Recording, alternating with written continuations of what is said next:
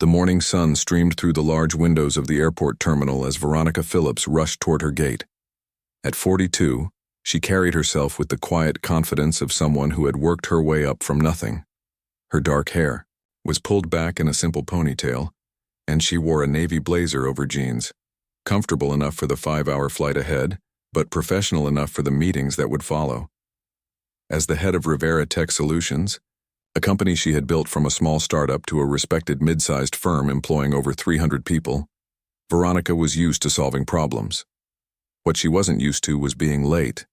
And today, of all days, her taxi had gotten stuck in unexpected traffic. Final boarding call for Flight 2187 to Denver.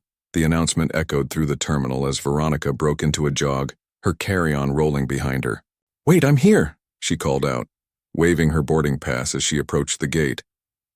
The gate agent, a young man with tired eyes and a name tag reading Tyler, looked up with mild surprise. "Just made it," he said, scanning her ticket. "Though, I'm afraid there's a problem with your seat assignment." Veronica took a deep breath. After a week of non-stop meetings and late nights preparing for tomorrow's presentation, this was the last thing she needed. "What kind of problem?" "It appears there was an overbooking situation in first class." Tyler's eyes darted uncomfortably between his computer screen and Veronica. "Your seat has been reassigned." "Reassigned?" Veronica pulled out her phone, opening her email. "I booked this ticket 3 weeks ago. I specifically chose that seat for the tray table space so I could work during the flight." "I understand, ma'am, but these things happen. We can accommodate you in economy, or if you prefer, we can book you on the next flight to Denver, which leaves in 4 hours. Veronica glanced at her watch. The investor meeting was scheduled for early tomorrow morning. Taking a later flight would mean arriving well past midnight, leaving her exhausted for the presentation that could determine her company's future. "I need to be on this flight," she said firmly. "And I paid for first class. I have the confirmation, right here." She turned her phone screen toward Tyler, showing the receipt. "The system shows your seat was given to another passenger due to their frequent flyer status," Tyler explained, his voice taking on the rehearsed quality of someone who had delivered bad news many times before. "I can offer you a partial refund for the difference in fare." Behind her, a businessman in an expensive suit cleared his throat impatiently. Veronica felt a flash of frustration, not just at the situation, but at the dismissive way the airline handled it, as if her time and planning meant nothing. "May I speak with your supervisor?" she asked, keeping her voice level. "They're currently handling another issue. I'm authorized to issue the refund and reassign you to an economy seat. Row 32B is available. It's an aisle seat." Veronica weighed her options. Making a scene wouldn't get her to Denver any faster, and missing this flight wasn't an option. "Fine," she said finally. "But I'd like the name of your supervisor and contact information for customer service." Tyler nodded, scribbling something on the back of a business card. "His name is Paul Chen. You can reach customer service through the number on the front." He handed her the modified boarding pass. "We apologize for the inconvenience." Veronica accepted the card and new boarding pass, making a mental note to follow up once she was in Denver. As she walked down the jet bridge, she reminded herself that in the grand scheme of things this was a minor setback. Still, it bothered her, not because she felt entitled to special treatment, but because it represented the kind of customer service she would never tolerate in her own business. The flight attendant at the aircraft door greeted her with a practiced smile. Her name tag read Diana. She was perhaps in her mid-50s, with streaks of gray in her blonde hair, and the efficient movements of someone who had been doing the job for decades. "Welcome aboard," Diana said automatically, then noticed Veronica's boarding pass. "Oh, there seems to be a change in your seat assignment." "Yes, apparently my first-class seat was given away despite my confirmation," Veronica replied, trying to keep the edge from her voice. "Tyler at the gate said it was because of someone's frequent flyer status." Diana's smile faltered slightly. "I see. Well, let me check if we can sort this out." She stepped back into the first-class cabin, returning a moment later with a slight frown. "I'm sorry, but first class is fully booked now. The passenger has already been seated. Veronica peered past Diana into the first-class cabin, where a man in a golf shirt was settling into what should have been her seat, already accepting a pre-flight drink. He looked like the type who flew first class every week and would raise, "Hell, if asked to move, it's fine," Veronica said, though it wasn't. "I just need to get to Denver." Diana pointed her toward the economy section. "Row 32 is about halfway down. If there's anything we can do to make your flight more comfortable, please let us know."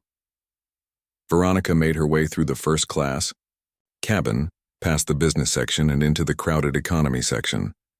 The contrast was stark, from spacious leather seats to tightly packed rows. She found 32B and stowed her carry-on in the overhead bin, careful not to hit the heads of already seated passengers. As she squeezed into the middle seat, not the aisle seat she'd been promised, Veronica realized this flight was going to be even more uncomfortable than anticipated. On her left, a heavy-set man had already claimed the armrest and was halfway into her space. On her right, a young mother was trying to settle a fussy toddler. "I'm so sorry," the mother whispered, looking exhausted. "He's usually good on flights, but he's cutting a tooth." Veronica's irritation softened. "Don't worry about it," she said, offering the child a gentle smile. "I raised 2 boys. I remember those days." The mother looked relieved. "I'm Jade, and this is Leo." "Veronica," she replied, then turned to the man on her left. "And you are?" "Raj," he said, briefly looking up from his magazine. "Sorry about the armrest. Bad shoulder. Doctor says I need to keep it supported." Veronica nodded, resigning herself to a cramped flight. She tried to pull out her laptop to review her presentation, but quickly realized there wasn't enough space with Leo occasionally, kicking her arm and Raj's elbow encroaching on her tray table. 20 minutes into the boarding process, the plane still hadn't moved from the gate. Veronica checked her watch anxiously. Any delay now would tighten her already limited preparation time in Denver. "Ladies and gentlemen, this is Captain Reynolds speaking," came a voice over the intercom. "We're experiencing a slight delay due to some paperwork issues. We should be underway in about 15 minutes. Flight attendants, please prepare for departure." Veronica leaned her head back against the seat and closed her eyes. She thought about tomorrow's meeting, the culmination of months of work. Rivera. Tech was on the verge of its biggest expansion yet, but they needed the backing of Carson Investment Group to make it happen. Everything had to go perfectly. Her thoughts were interrupted when Diana appeared beside her row, looking down at her with surprise. "Ms. Phillips?" Diana said, her voice uncertain. Veronica opened her eyes. "Yes?" "I didn't realize. Are you Veronica Phillips of Rivera Tech?" "I am," Veronica confirmed, wondering how the flight attendant knew her name beyond the passenger manifest. Diana lowered her voice. "My daughter interned at your company last summer. Lily Garcia." She couldn't stop talking about how much she learned. "She's starting full-time in your marketing department next month." "Lily?" "Of course I remember her," Veronica said, genuinely pleased. Lily had been an exceptional intern, creative, hardworking, and full of fresh ideas. "We're looking forward to having her back. She made quite an impression." Diana's face lit up with pride. "That means a lot. She admires you so much." She glanced toward the front of the plane, then back at Veronica. "Let me see what I can do about your seating situation." Before Veronica could respond, Diana was making her way back up the aisle. A few minutes later, she returned with another flight attendant, a younger man whose name tag read Kevin. "Ms. Phillips, we've arranged for you to take a jump seat in the galley during takeoff and landing," Diana explained quietly. "It's not ideal, but at least you'll have some space to work during the flight. Kevin will show you once we're at cruising altitude." "Thank you," Veronica said, touched by the gesture. "That's very kind." "It's the least we can do," Diana replied. "What happened with your seat assignment shouldn't have happened. I've noted it in our system." As Diana moved on to help other passengers, Veronica settled back into her cramped seat, feeling slightly better about the situation. She turned to Jade, who was finally getting Leo to doze off. "Looks like he's settling down," she observed softly. Jade nodded gratefully. Just in time. Are you going to Denver for business? Yes, big meeting tomorrow, Veronica replied. You? Visiting. My parents. They haven't seen Leo in 6 months. Jade adjusted the child's blanket. What does your company do?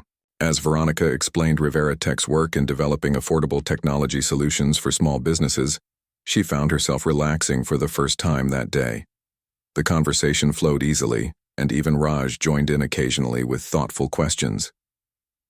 By the time the plane finally pushed back from the gate, 30 minutes behind schedule, Veronica had learned that Jade was a pediatric nurse working night shifts to put herself through a nurse practitioner program, and Raj was an engineering professor returning from a conference. When the seatbelt sign turned off at cruising altitude, Kevin appeared as promised and escorted Veronica to the rear galley, where a small jump seat had been folded down with a makeshift tray table set up beside it. It's not first class, he apologized, but you'll have some privacy to work here. This is perfect, Veronica assured him, setting up her laptop. Thank you.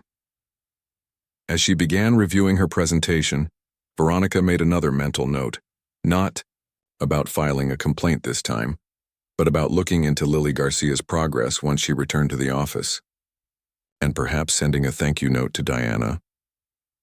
Sometimes, she reflected, the most valuable business lessons came from unexpected places, like a crowded economy cabin on a delayed flight to Denver. Veronica had been working in the galley for about 20 minutes when the plane hit a patch of turbulence. The captain turned on the seatbelt sign and Kevin apologetically asked her to return to her assigned seat.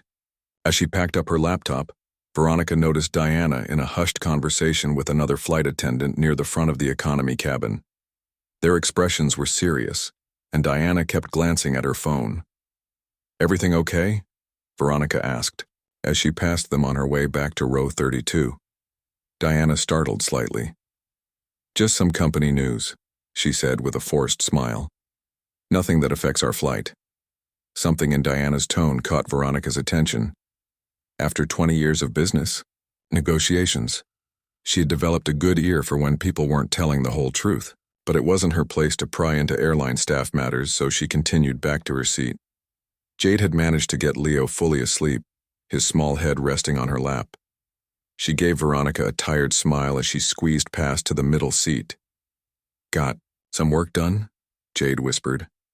Enough to feel better about tomorrow, Veronica replied, carefully settling in to avoid waking the child. How's our little friend doing? Out like a light. Thank goodness for small mercies. Raj lowered his magazine. I was just reading something interesting about the airline industry, he said, keeping his voice low.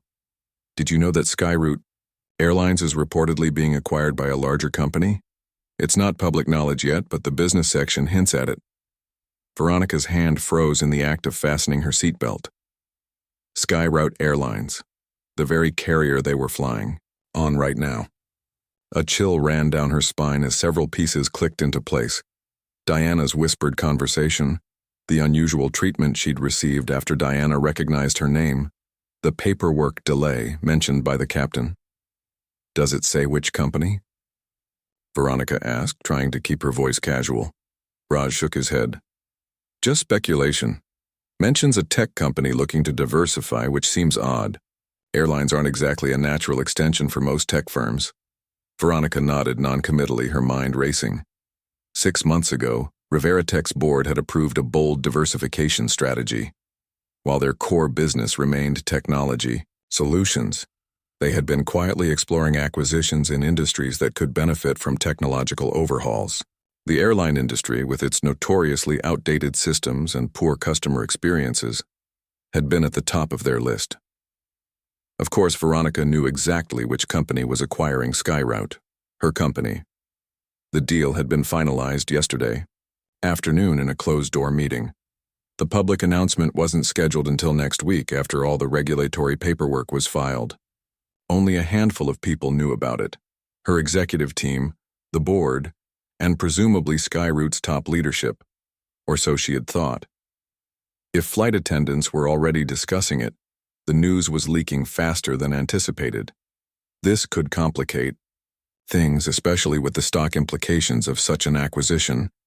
The turbulence increased and the plane dipped suddenly. Leo stirred but didn't wake. Veronica gripped the armrests, her mind still processing this new development. Not a good flyer? Jade asked sympathetically. Usually it doesn't bother me, Veronica admitted, but I've got a lot on my mind today. Work stuff. You could say that. Veronica paused, then decided to fish for information. Actually, I'm curious about something. You fly often? A few times a year to see my parents. Always with Skyroute? Jade nodded. They have the most direct flights to Denver from my city. Why do you ask? Just wondering about their customer service. Today wasn't a great experience for me. Oh, they're usually better than this, Jade said. There have been rumors about staff cuts and restructuring lately. Morale seems low. My cousin works in their corporate office and she says everyone's on edge about possible layoffs. Interesting. The acquisition agreement had specifically included provisions against immediate layoffs or restructuring, a point Veronica had personally insisted on. Either Skyroute's management was planning something they hadn't disclosed during negotiations, or the rumor mill was working overtime. The seatbelt sign dinged off, and Kevin appeared in the aisle with the drink cart. As he served row by row, Veronica noticed he seemed distracted, his usual flight attendant patter mechanical, and his eyes occasionally darting toward the front of the plane where Diana was now speaking with the lead flight attendant. When he reached their row, Kevin offered them drinks with a preoccupied smile. Everything all right? Veronica asked as he handed her a cup of water. Just a busy flight, he said quickly. Then, lowering his voice, and some interesting news coming down the pipeline. Oh? Veronica kept her face neutral. Good news, I hope.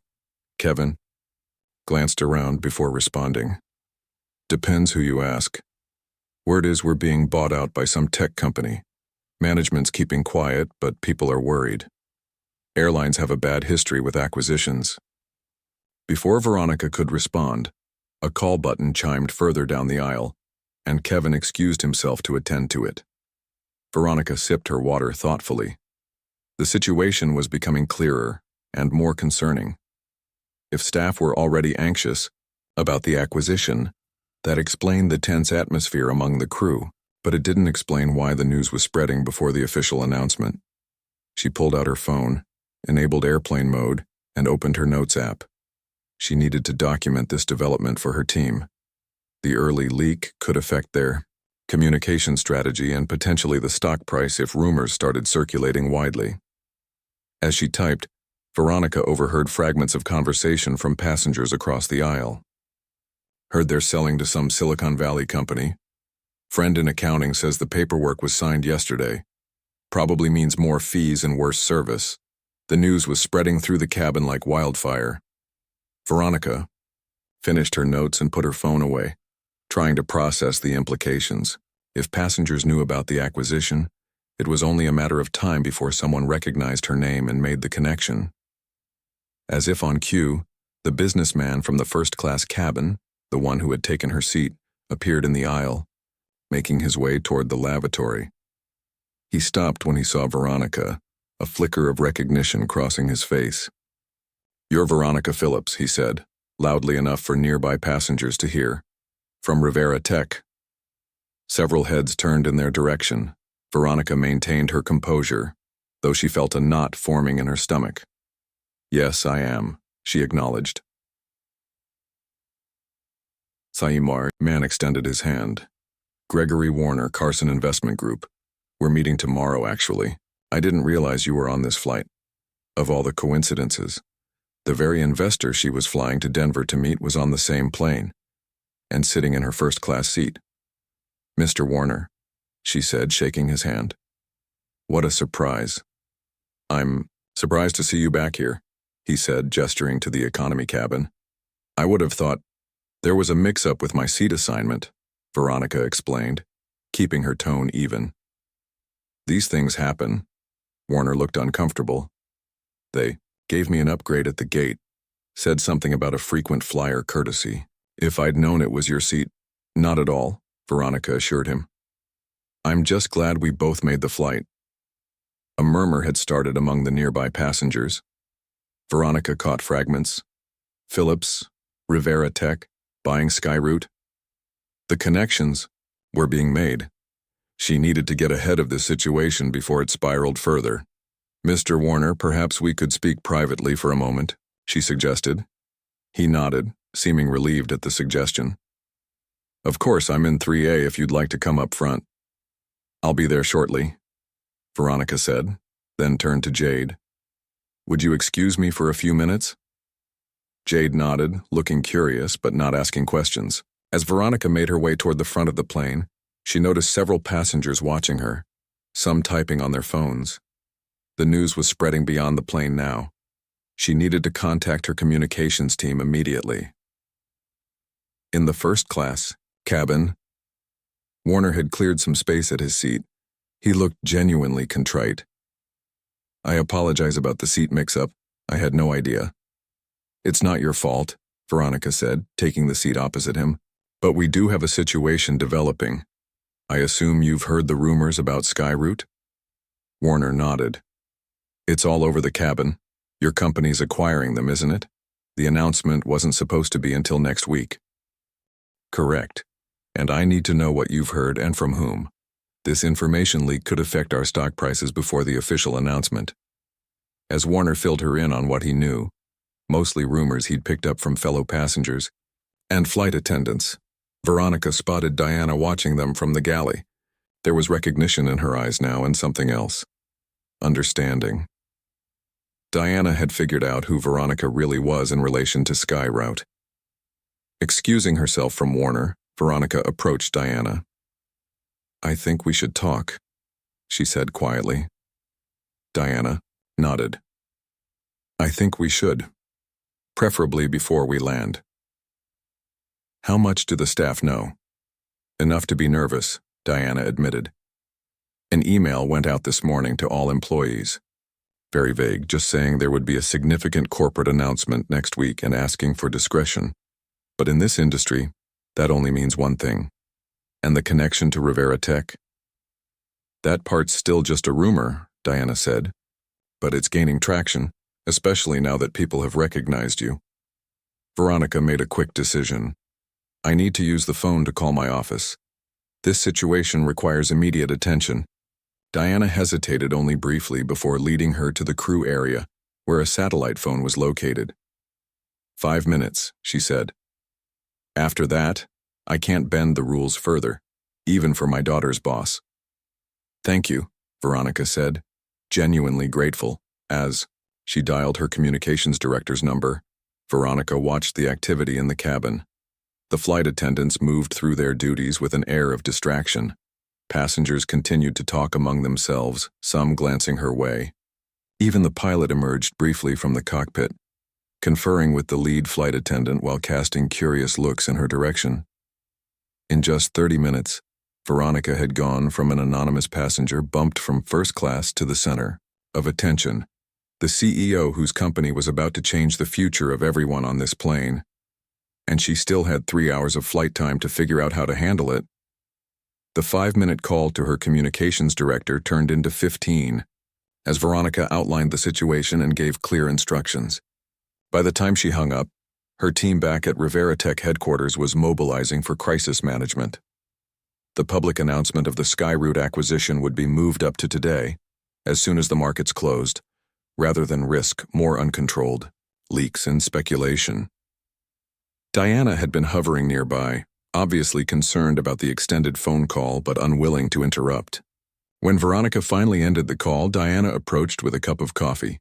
You look like you could use this, she said, offering the cup. Is everything okay? Veronica accepted the coffee gratefully. It will be. Thanks for your patience with the call. It sounded important. It is. Veronica took a sip, considering how much to share. Diana was technically an employee of Skyroute, which would soon make her an employee of Rivera Tech. She deserved some honesty. The rumors are true. My company is acquiring Skyroute. The announcement wasn't supposed to happen until next week, but given the circumstances, we're moving it up. Diana absorbed this information with remarkable composure. I thought it might be something like that when I recognized who you were. Is that why you were flying to Denver? For acquisition business? Partly, Veronica admitted. I'm meeting with investors tomorrow. The Skyroute deal is one piece of a larger expansion strategy, and now everyone on this plane knows before the official announcement. Diana glanced toward the cabin where passengers were still talking among themselves, many looking in their direction. That's going to complicate things. It already has. But we'll manage. Veronica finished her coffee. I should get back to my seat. Actually, Diana said, lowering her voice, Captain Rodriguez would like to speak with you first. He asked me to bring you to the cockpit when you finished your call. This was unexpected. The captain?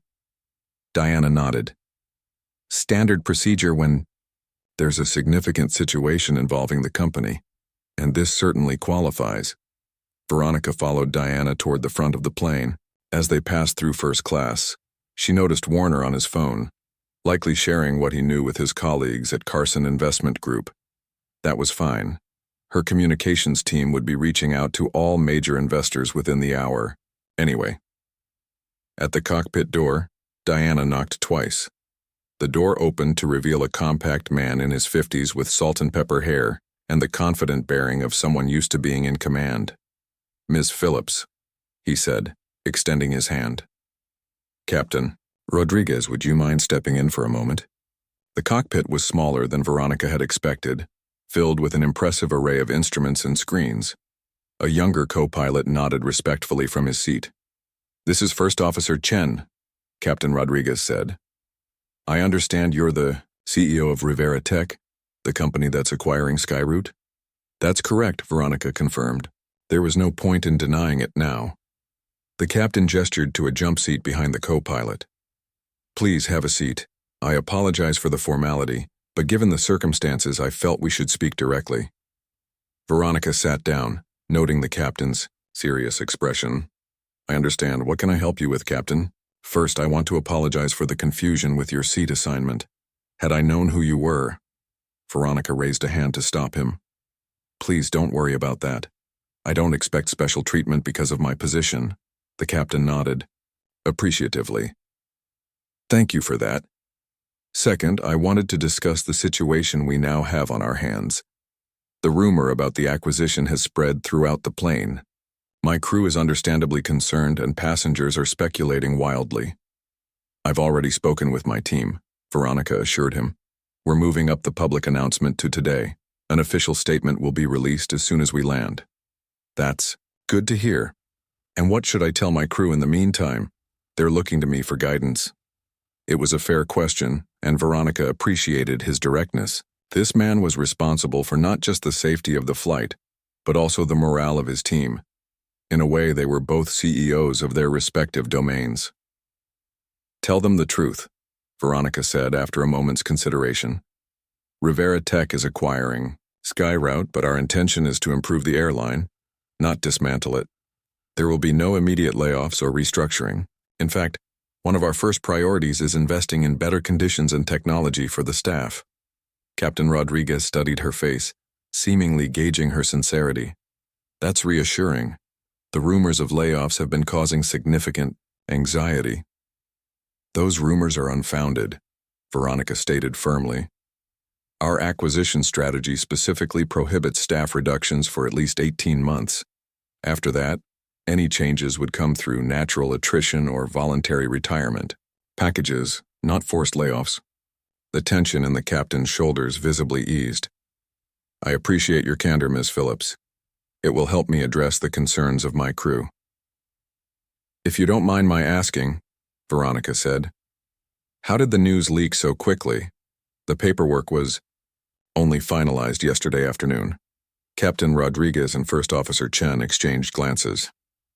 That's actually something I wanted to discuss with you, the captain said. This morning, all staff received a cryptic email from upper management about a significant corporate announcement coming next week. By itself, that might not have meant much. But it came alongside a directive to immediately implement new customer service protocols that many found questionable. What kind of protocols? Veronica asked, a note of concern in her voice. prioritizing high-status frequent flyers over other passengers, even those with confirmed reservations. First Officer Chen spoke up for the first time. "Like what happened with your seat?" Veronica frowned. This directly contradicted the values she had emphasized during acquisition talks. That directive didn't come from Rivera Tech. In fact, it goes against everything we discussed with SkyRoute's management. "We suspected as much," Captain Rodriguez said.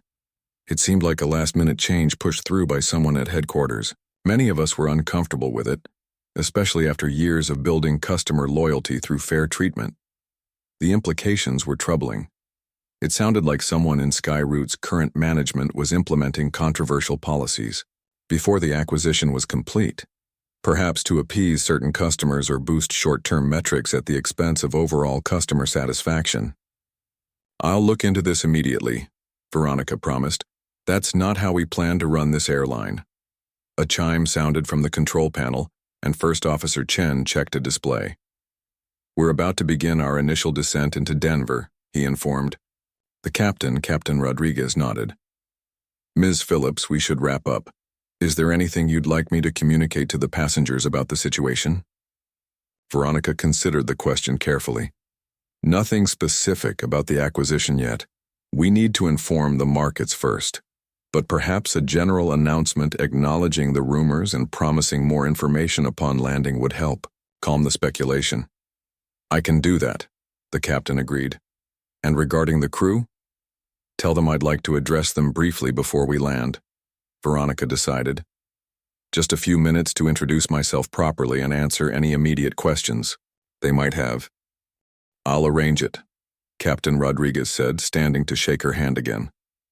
"Thank you for your time, Miss Phillips. And despite the unusual circumstances, welcome to SkyRoute Airlines." As Diana escorted her back to the main cabin, Veronica noticed a subtle shift in how the flight attendants regarded her, less with curiosity now and more with cautious respect. Word had clearly spread about her conversation with the captain. "The crew will gather in the galley for a brief meeting during final approach," Diana informed her. "Is there anything you need in the meantime?" "Just to check in with my seatmates," Veronica replied. "They've been very patient with all this coming and going." When she returned to row 32, Jade looked up with interest. "Everything okay? You've become quite popular all of a sudden. Just some unexpected business matters," Veronica said with a smile. "Sorry for the disruption. Are you really buying the airline?" Raj asked bluntly, having clearly picked up on the rumors. Veronica saw no reason to be evasive with them. "Yes, my company is, though the announcement wasn't supposed to happen quite this way." Jade's eyes widened. "So you're like everyone's boss now, including the people who bumped you from first class?" "Technically, not until the deal closes," Veronica clarified. "But essentially, yes." "That's got to be satisfying," Raj remarked with a hint of amusement. "Poetic justice and all that." Veronica shook her head. "It's not about getting even, it's about fixing a broken system. No one should be treated the way I was today, regardless of their job title." The captain's voice came over the intercom. "Ladies and gentlemen, this is Captain Rodriguez. We're beginning our initial descent into Denver International Airport. We expect to land in approximately 30 minutes. I'm aware there have been some rumors circulating during our flight regarding SkyRoute Airlines. While I cannot address these specifically at this time, I can assure you that more information will be available upon our arrival. In the meantime, I ask that you return to your seats and prepare for landing." The announcement caused another ripple of conversation throughout the cabin. Veronica fastened her seatbelt, mentally preparing for what would come next. As the plane began its descent, she thought about the speech she would give to the crew, her first official act as their future CEO, even if not formally announced yet. The fastened seatbelt sign chimed on, and flight attendants began their pre-landing cabin check. Kevin paused at their row. "Ms. Phillips, if you could join us in the rear galley in about 15 minutes, he said quietly. Veronica nodded. "I'll be there." As the plane descended through the clouds, Veronica gazed out the small window past Jade and Leo. The sprawling landscape of Denver came into view, bathed in late afternoon sunlight. Somewhere down there was the meeting room where she'd planned to pitch her company's expansion strategy to Warner and his investment team tomorrow morning. That meeting would still happen, but now with a very different context. The Skyroot acquisition would be public knowledge by then, and Warner had witnessed firsthand how Veronica handled an unexpected crisis. Whether that would work in her favor remained to be seen. The plane dipped lower, and Veronica took a deep breath.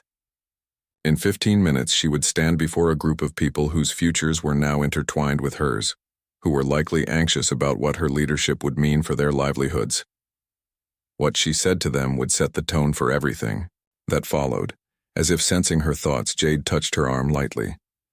"Good luck," she whispered, "with whatever comes next." Veronica smiled gratefully. It was time to step into her role as not just a tech CEO, but the leader of a company that was about to change in ways no one, not even she, had fully anticipated when this flight began. As the plane continued its descent toward Denver, Veronica felt a familiar flutter of nerves in her stomach, the same feeling she'd experienced before her first major client presentation, her first board meeting, her first acquisition announcement. No matter how many times she'd done this, addressing a group of people whose futures might hang on her words never became routine. The fasten seatbelt sign had been on for about 10 minutes when Kevin appeared at her row again. "Ms. Phillips?" "We're ready whenever you are," he said quietly. Veronica unfastened her seatbelt. "Will we have enough time before landing?" "The captain has extended our approach pattern slightly to give us about 10 minutes, Kevin explained. He thought it was important. Jade gave Veronica an encouraging smile as she stood. "Go get him, boss." With a grateful nod, Veronica followed Kevin to the rear galley. The space was cramped with 6 flight attendants gathered in a semicircle, their faces a mixture of curiosity, anxiety, and in some cases barely concealed resentment. Diana stood at the edge of the group, her expression more open than the others. "Thank you for making time for this," Veronica began, keeping her voice low enough not to carry into the cabin but clear enough for everyone to hear. "I know this isn't how any of us expected this flight to go." A tall flight attendant with ginger hair and a name tag reading Alan spoke up first. "So it's true? Rivera Tech is buying Skyroot?" "Yes," Veronica confirmed. "The deal was finalized yesterday. The public announcement was scheduled for next week, but given the circumstances, it's being moved up to today." "And you're the CEO?" asked another attendant, a woman with short black hair whose tag identified her as Tricia. "I am, though when I boarded this flight, I wasn't planning to reveal that fact." "Until your seat got given away," Kevin added, a note of embarrassment. In his voice, Veronica nodded. "Life has a funny way of changing our plans." "So what happens now?" Alan asked, his arms crossed defensively across his chest. "New management usually means layoffs and cuts. Are we all about to lose our jobs?" The question hung in the air, heavy, with the fear that had likely been building since the first rumors began circulating. This was the heart of their concern. Not who she was or why she was on their flight, but what her company's acquisition meant for their livelihoods. "No," Veronica stated firmly. "You are not about to lose your jobs. The acquisition agreement specifically prohibits layoffs or forced restructuring for at least 18 months. And even after that period, our plan involves growing the airline, not shrinking it." The tension in the galley eased slightly, but the skepticism remained visible on several faces. "With all due respect, Miss Phillips," Tricia said, "we've heard similar promises before. Airlines get bought and sold all the time, and it's always the frontline staff who suffer." "I understand your skepticism," Veronica acknowledged. "Words are easy, especially from executives who don't understand what you do every day. So let me be clear about why Rivera Tech is acquiring Skyroot." She paused, gathering her thoughts. This wasn't the polished presentation she'd planned to give investors tomorrow, but in many ways, it was more important. "We're a technology company that specializes in improving outdated systems. The airline industry has some of the most outdated customer service and employee support systems I've ever seen. That's not your fault. It's years of management choosing quick profits over long-term investments in people and technology. Several heads nodded in reluctant agreement. We're not buying SkyRoute to strip it for parts or to cut costs through layoffs, Veronica continued. We're buying it because we believe we can transform the flying experience for both passengers and crew through better technology, better training, and better support systems. Like what? Kevin asked, sounding genuinely curious. Like tablet-based systems that give you real-time information about passengers and their needs. Like AI-assisted scheduling that respects your preferred hours and reduces burnout. Like customer service protocols that empower you to solve problems rather than forcing you to stick to rigid rules that frustrate everyone. Diana stepped forward. That sounds wonderful in theory, but what about in practice? The reality is we're often understaffed, overworked, and dealing with policies that don't make sense, like bumping confirmed passengers to accommodate frequent flyers. Exactly, Veronica said, seizing on the example. That policy, which directly affected me today, is exactly the kind of short-sighted decision we want to eliminate. It might keep a few high-status customers happy, but it creates frustration for everyone else and puts you in an impossible position. The flight attendants exchanged glances, seemingly surprised by her understanding of their daily challenges.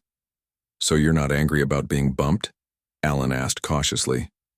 Veronica laughed softly. Oh, I was definitely annoyed, but not at any of you, at the system that put you in that position. You were just following the protocols you were given. A chime sounded, and the captain's voice came over the intercom. Cabin crew, prepare for landing. We're running out of time, Diana noted. Veronica nodded. I know you all have questions, more than we can address in the few minutes we have left. So here's what I propose. I'll be staying in Denver overnight. I'd like to invite any of you who are interested to join me for breakfast tomorrow morning before your return flight. My treat. We can talk more then. The offer seemed to catch them off guard. It wasn't the standard approach of a corporate executive, especially one who had just acquired their company. You want to have breakfast with us? Tricia asked, sounding skeptical. Yes, Veronica confirmed. No formal agenda, no recording devices, no PR team. Just a conversation about your concerns and ideas. After all, you're the ones who know this airline best. Before anyone could respond, the plane hit a patch of turbulence, causing everyone to grab onto the nearest stable surface. The moment underscored the reality of their situation. They were all literally in this together, at least for the next 20 minutes.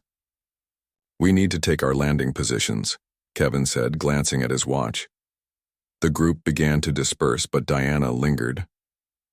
The crew hotel is the Wingate near the airport. There's a diner across the street called Penny's that opens at 6, if you're serious about that breakfast. I'll be there at 7, Veronica promised. As she made her way back to her seat, Veronica noticed passengers watching her with renewed interest. The word had clearly spread throughout the cabin about who she was. Some looked curious, others seemed impressed, and a few appeared concerned. Probably frequent flyers wondering how the acquisition would affect their status and benefits. Veronica slipped back into her seat beside Jade, who had managed to keep Leo asleep despite the turbulence. How did it go? Jade whispered. As well as could be expected, Veronica replied. Change is always scary, especially when it affects your livelihood. Raj lowered his magazine. I imagine they're worried about their jobs. They are, and they have every right to be cautious. Veronica fastened her seatbelt as the plane descended further. Too many corporate acquisitions end badly for frontline workers. But yours won't? Jade asked. Not if I can help it, Veronica said firmly. The whole point of this acquisition is to build something better, not to cut costs through layoffs. The plane banked sharply, providing a stunning view of the Rocky Mountains in the distance. As they straightened out for their final approach, Veronica felt her phone vibrate in her pocket. She discreetly checked the screen to see a message from her communications director. Press release ready. Will go out when market closes in 30 minutes. Media already asking questions. Things were moving quickly now. By the time they landed, the acquisition would be public knowledge. Veronica put her phone away, and focused on the moment at hand. The landing was smooth, a credit to Captain Rodriguez's skill. As the plane taxied toward the gate, his voice came over the intercom one last time. "Ladies and gentlemen, welcome to Denver International Airport, where the local time is 4:35 p.m. and the temperature is a pleasant 72 degrees. We've arrived slightly ahead of schedule despite our delayed departure. On behalf of Skyroute Airlines, I want to thank you for choosing to fly with us today." There was a brief pause before he continued, his tone shifting slightly. "As many of you may have heard during our flight, there are some changes coming to Skyroute Airlines. While I'm not at liberty to share details at this time, I can tell you that an official announcement will be made shortly. What I can say is that everyone at Skyroute remains committed to your safety and comfort, today and in the future."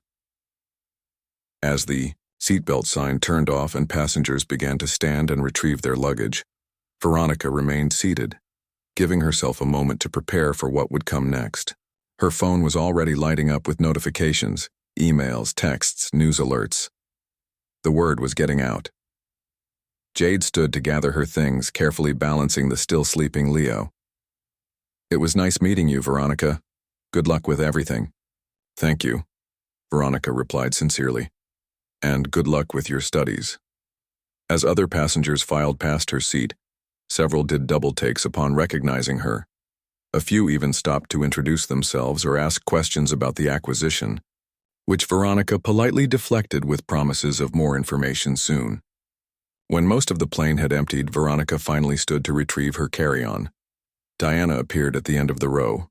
"Ms. Phillips, the captain asked if you would mind deplaning last. There are some reporters at the gate who got wind of the story. He thought you might want a moment to prepare, so it had already begun." Veronica nodded gratefully.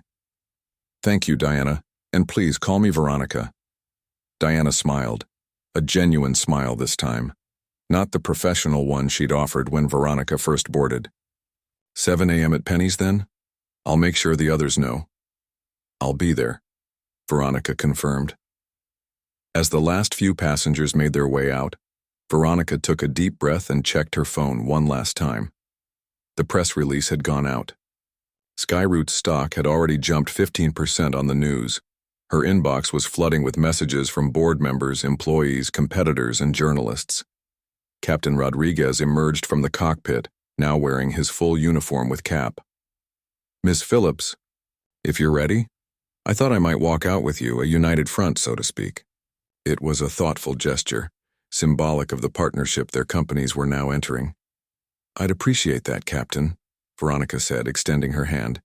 "And please, call me Veronica." "Miguel," he responded, shaking her hand firmly. Together, they walked toward the exit, where a new chapter was about to begin. Not just for Veronica or for Skyroute Airlines, but for everyone whose lives would be touched by the decisions made in the coming days and weeks. And it had all started with a denied seat in first class. 6 months later, Veronica stood in the newly renovated operations center at Skyroute Airlines headquarters. The wall of monitors displayed flight data from across the country, but unlike the old system, this one showed not just departure and arrival times, but also real-time customer satisfaction metrics, crew fatigue levels, and predictive maintenance alerts. "Pretty impressive change from the old setup," said a familiar voice behind her. Veronica turned to see Captain Rodriguez, Miguel, now wearing the updated Skyroute uniform with its subtle Rivera Tech blue accents. The technology was the easy part, Veronica admitted, gesturing toward the bustling room where analysts and flight coordinators worked at sleek new stations. The culture change was the real challenge. Miguel nodded in agreement. "Speaking of which, have you seen the latest employee satisfaction numbers?" "Just came in this morning," Veronica confirmed with a smile. "Up 34% from pre-acquisition levels. Still room for improvement, but we're heading in the right direction." They walked together through the operations center, passing teams engaged in animated discussions about route optimization and weather pattern analysis. The energy in the room was palpable, a far cry from the tense, silent atmosphere that had greeted Veronica on her first official visit as CEO. "Hard to believe it's only been 6 months, Miguel remarked. "Sometimes I forget what it was like before." "I don't," Veronica said. The memory of that fateful flight, of being bumped from her seat, of discovering the rumors midair, of addressing the nervous crew, remained vivid in her mind. In many ways, that unexpected experience had shaped her entire approach to the acquisition. That day taught me more about SkyRoute than 1,000 corporate briefings could have. They reached the large conference room where today's meeting would be held. Through the glass walls, Veronica could see people already gathering, a mix of Rivera Tech executives and SkyRoute employees at all levels. This monthly integration update had become a cornerstone of her management style, bringing together voices from across both organizations to discuss progress, challenges, and ideas. "Ready for the firing squad?" Miguel asked with a hint of humor. Veronica laughed. "After that breakfast with the crew the morning after our flight, everything else seems easy." That breakfast at Penny's Diner had indeed been challenging. 7. Flight attendants had shown up, including Diana, Kevin, Tricia, and Alan. They'd been skeptical, direct, and at times brutally honest about the problems at SkyRoute. But they'd also been passionate about their work and full of ideas for improvement. Veronica had taken 4 pages of notes and implemented many of their suggestions in the months that followed. As they entered the conference room, conversations quieted briefly before resuming with friendly greetings. Veronica took her usual seat, not at the head of the table, but in the middle, where she could see and hear everyone equally. "Let's get started," she said once everyone had settled. "As usual, I want to begin with what's not working. No sugarcoating, no corporate speak. What's still broken that we need to fix?" A young woman toward the end of the table raised her hand. Veronica recognized her as Lily, Diana's daughter, who had recently been promoted to lead the customer experience team. "The new tablet system for flight attendants is still having connectivity issues on some of the older aircraft," Lily reported. "The workaround is functional, but it's adding steps to an already busy workflow." "Timeline for fixing that?" Veronica asked, turning to her tech team. 2 weeks for a software patch," replied her CTO.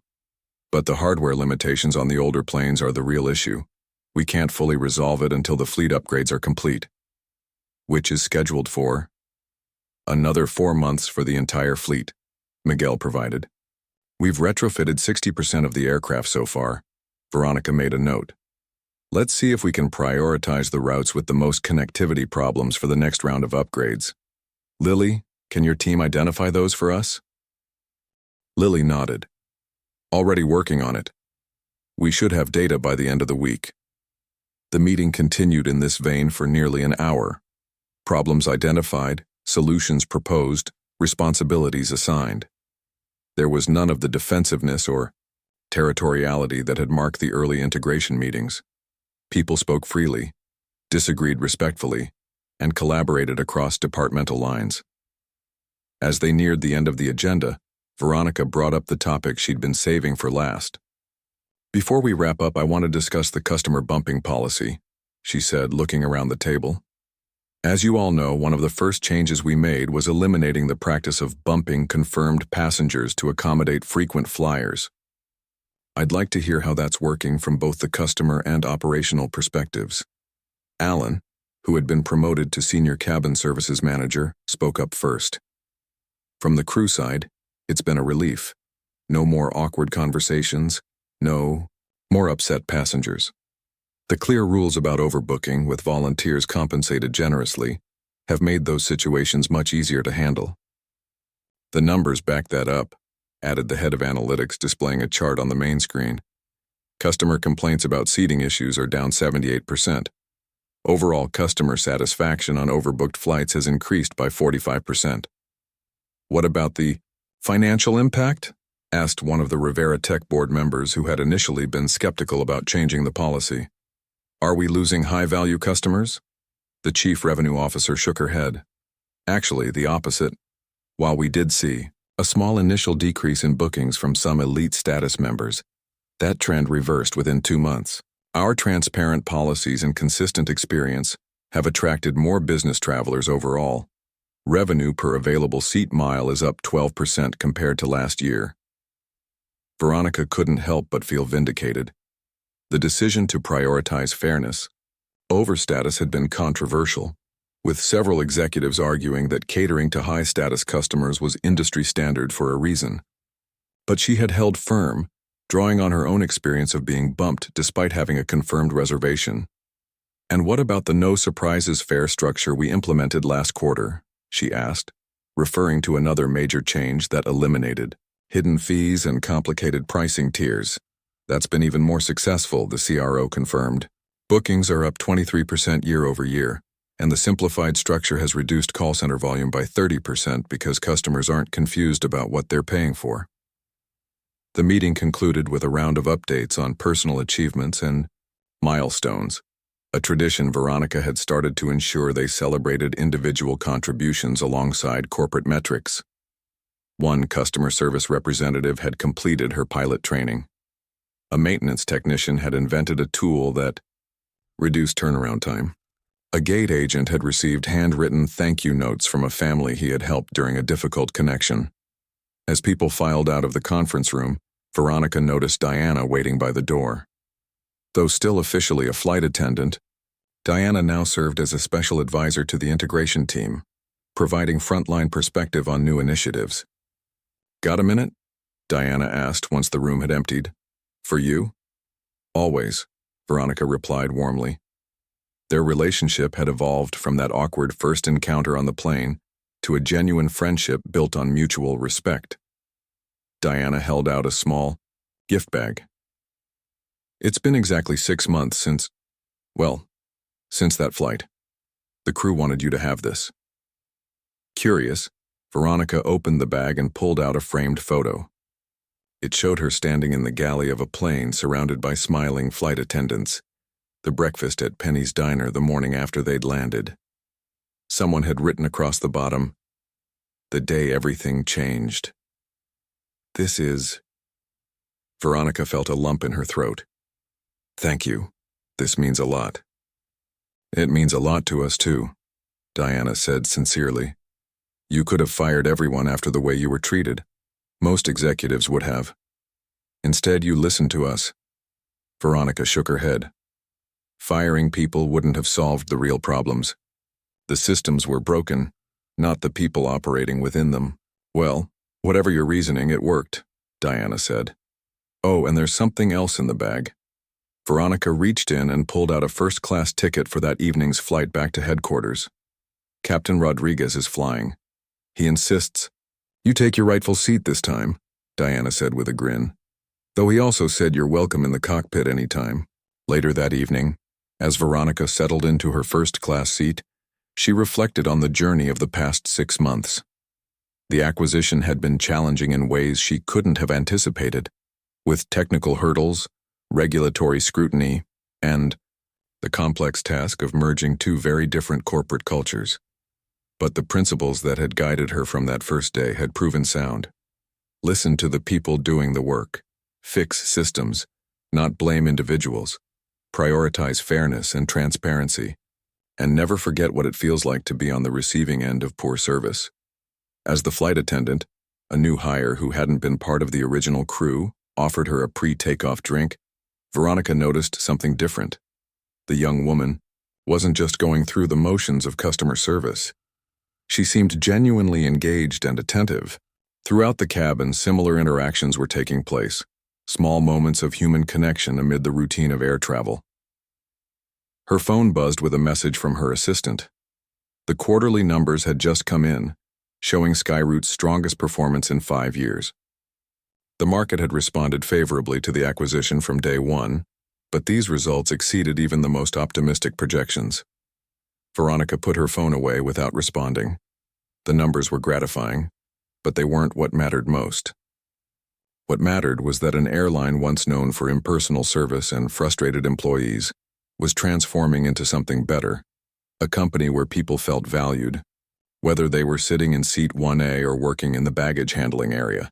The captain's voice came over the intercom, Miguel, speaking with the confidence and pride that had become characteristic of Skyroute's renewed culture. "Good evening, everyone. Welcome aboard Skyroute Airlines Flight 2187. On behalf of our entire crew, we're honored you've chosen to fly with us today." As the plane accelerated down the runway and lifted into the evening sky, Veronica thought about the strange twist of fate that had started it all. Being bumped from first class had been frustrating in the moment, but in retrospect it had been the best thing that could have happened. For her, for Rivera Tech, for Skyroad, and for the thousands of people whose lives had been improved by the changes that followed. Sometimes, she reflected, the most valuable lessons come from the most unexpected places. And sometimes what seems like a problem is actually the beginning of something remarkable.